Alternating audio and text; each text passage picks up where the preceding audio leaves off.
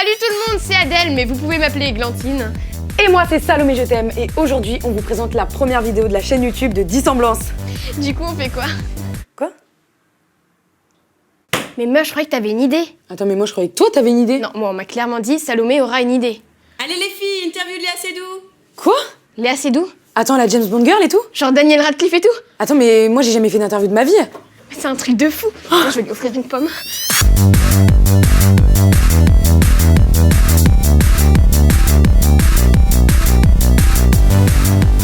Bonjour Léa. Bonjour. Je vais commencer cette interview en t'offrant cette pomme.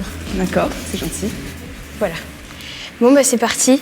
Moi je fais des vidéos sur YouTube. Et toi t'as commencé comment? Comment j'ai commencé à être actrice? Ouais. C'est une drôle d'histoire. En fait, j'étais pas forcément attirée par ce métier.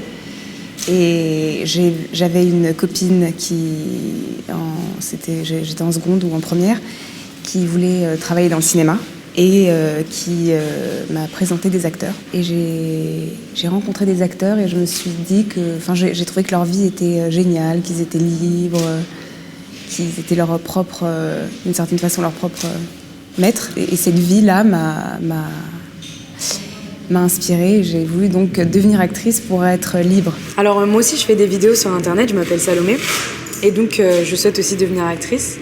Et toi qui es déjà actrice, du coup, je voulais savoir à quoi tu rêves maintenant. À quoi je rêve? Puisque tu as en quelque sorte déjà réalisé ton rêve, j'imagine. Je sais pas si je suis dans le rêve, je crois que je suis plus dans le plaisir. Je crois que maintenant, aujourd'hui, j'essaye de trouver du plaisir et de la joie. Et ce qui me fait rêver, c'est l'art. L'art me fait rêver. Et alors, est-ce que James Bond, parce que du coup tu joues la nouvelle James Bond Girl, faisait partie de tes ambitions? Enfin, est-ce que c'était incroyable pour toi Je pensais pas du tout un jour que je serais James Bond Girl. Et c'est arrivé un peu par hasard. Mais quand on m'a proposé ça, c'est vrai que c'était au-delà de mes espérances, même au-delà de mes rêves.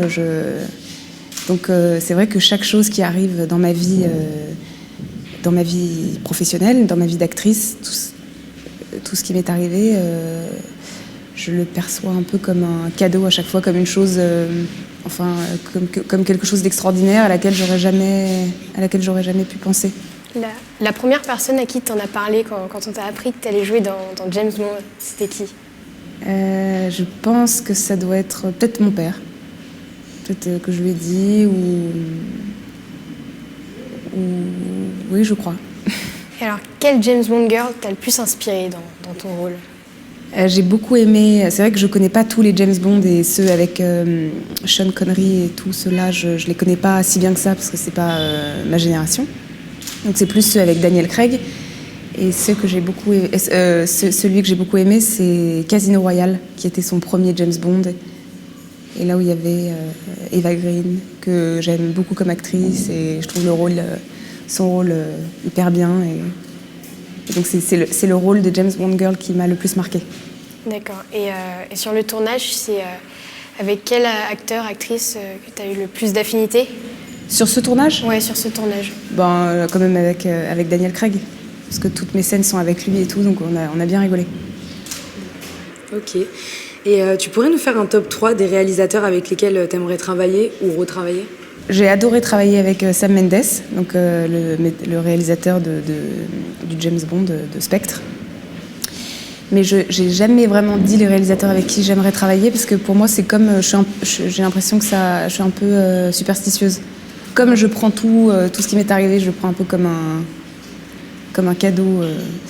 Par exemple, jamais j'aurais imaginé un jour même avoir un tout petit rôle avec Tarantino ou même Woody Allen, même si ce sont des petits rôles, de rencontrer ces metteurs en scène et d'être sur leur plateau et tout, c'est un truc que j'aurais jamais imaginé. Donc j'aime pas me dire tiens, ce réalisateur ou ce réalisateur, comme ça. Quand je les rencontre, je prends comme ça.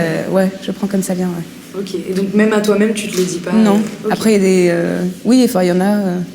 J'aurais adoré faire un film par exemple avec Nicolas Ray ou je sais pas, Elia Kazan.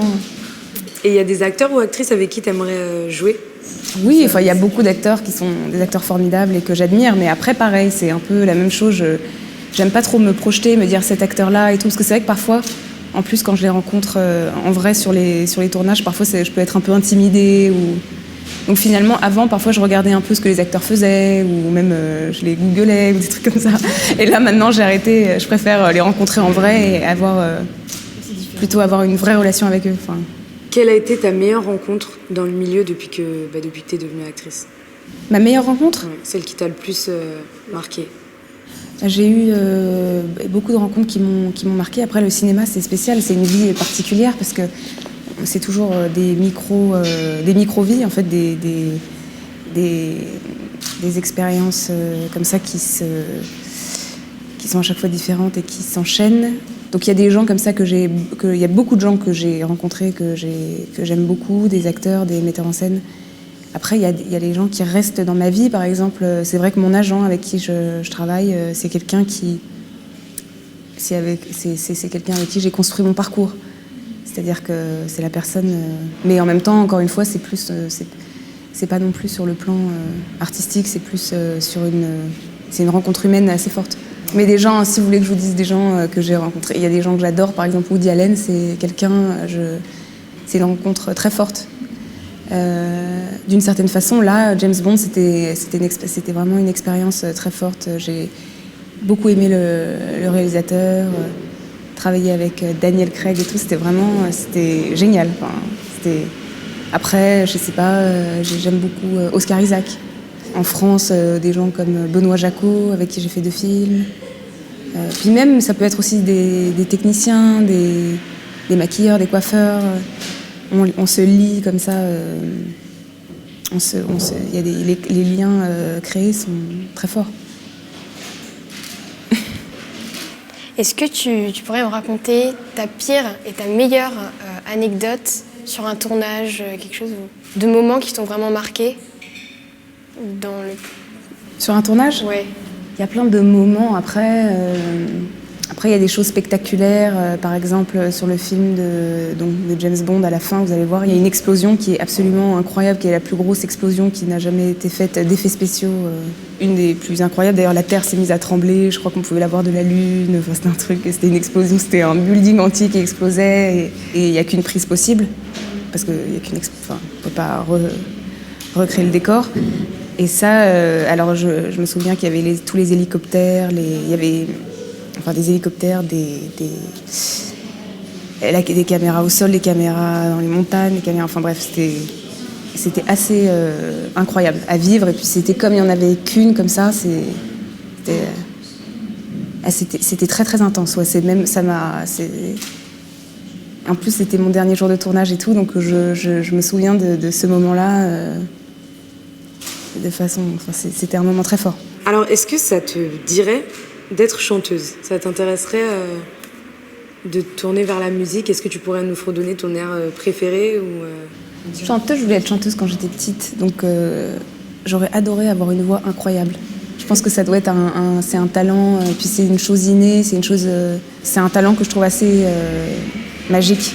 De pouvoir chanter, de toucher les gens comme ça en chantant. Ouais, j'aurais bien aimé chanter. Après, je sais chanter. Bon, je chante pas non plus hyper bien, mais j'aime bien chanter. Et c'était quoi la question? Pardon. Si ça te plairait de devenir chanteuse. Ah ouais, de devenir chanteuse, non, parce que je pense que j'ai pas je crois pas avoir le truc spécial qui fait que je pourrais être chanteuse. Et c'est un métier qui est très difficile et il y a peu d'élus quand même, de gens qui. Je crois que non. Je crois que c'est pas. J'aimerais pas être chanteuse, mais chanter, j'aimerais beaucoup, par exemple, faire une comédie musicale. D'accord. Chanter, danser dans un film, j'aimerais beaucoup. Ah ouais, ce serait pas mal. Et si tu devais arrêter, d'être actrice, vers quoi tu te tournerais? Quel travail je pense que j'aurais pas pu faire autre chose, finalement. J'avais pas vraiment le choix. Ouais, c'est vrai que je sais pas si c'est une vocation. C'est plus que ça, c'est juste j'en ai besoin pour exister. Une passion? Ouais, c'est une passion et c'est surtout la chose qui me fait exister finalement. J'ai l'impression que c'est la seule façon que j'ai trouvée pour m'exprimer. Mais j'aurais adoré avoir un talent d'écriture par exemple, ou encore une fois, oui, la chanson. T'aimerais bien, par exemple, pouvoir écrire ton propre film? Ouais, écrire mon film, ou peut-être coécrire un film. Écrire avec quelqu'un. Ouais, parfois j'y pense un peu plus. Mais c'est vrai que pour l'instant, je suis quand même, j'aime jouer. Mais réaliser un film, pourquoi pas. Mais c'est vrai que c'est encore il faudrait que je m'essaye. Je sais même pas ce que je vaux en fait. Alors moi, je sais que faire des vidéos, ça m'a aidé à décomplexer sur pas mal de choses en tant que fille. Donc je voulais savoir si le fait d'être actrice, ça t'a aidé à te libérer de certaines choses. Oui, quand même. Je pense que ouais. Comme quoi? Je pense que ça m'a libérée, ça a donné un sens à ma vie. Ça m'a libérée physiquement, moi en tant que fille avec mon corps, et ça m'a ouvert l'esprit aussi. Il y a aussi une chose de l'ordre du lâcher prise qui est très agréable quand on joue. Par rapport à la pudeur, tout ça? Par rapport à la pudeur, par rapport aussi au fait de s'oublier, par rapport à l'imperfection. C'est ce monde de perfection dans lequel on est aujourd'hui m'oppresse. Je pense que le cinéma, c'est le langage des sentiments et c'est ça que j'aime. Justement, quand tu dis que ce monde de perfection t'oppresse et tout, est-ce que c'est par rapport à ça qu'on te voit très peu sur les réseaux, que ta vie privée est vraiment... qu'elle reste vraiment privée, quoi? Ouais, j'ai essayé d'avoir un peu Instagram, mais finalement, ça me ressemble pas. C'est vrai que, en fait, finalement, moi-même, ça ne m'intéresse pas de voir... T'exposer? C'est pas de m'exposer d'une certaine façon, je m'expose parce que quand même je fais des photos dans les magazines et tout, et dans les films je m'expose, mais c'est un langage qui m'intéresse pas. Finalement, ce truc de l'Instagram, et puis de devenir une marque, de promouvoir des choses. J'ai l'impression que maintenant les gens, dès qu'ils ont tout ça, n'est qu'intérêt, quoi. Et ça c'est un truc que j'aime pas, qui ne m'inspire pas. Si tu avais eu à notre âge, cette plateforme, par exemple, nous, on est la génération un petit peu Internet, c'est-à-dire qu'on est beaucoup exposé, donc il y a tout ce qui est Instagram, YouTube, Twitter, tout ça. Et si tu avais eu ce tremplin pour ta carrière au même âge que nous, est-ce que tu t'en serais servi pour en arriver là? C'est-à-dire que moi, quand même, je suis aussi la génération Internet, parce que je me souviens que je passais des heures et des heures sur Internet. Moi, je trouve ça super de faire des vidéos, par exemple, et les mettre sur YouTube. Je trouve que si on est à l'aise avec ça, il faut le faire. De toute façon, moi, je suis pour. Il faut aller aide-toi et le ciel t'aidera.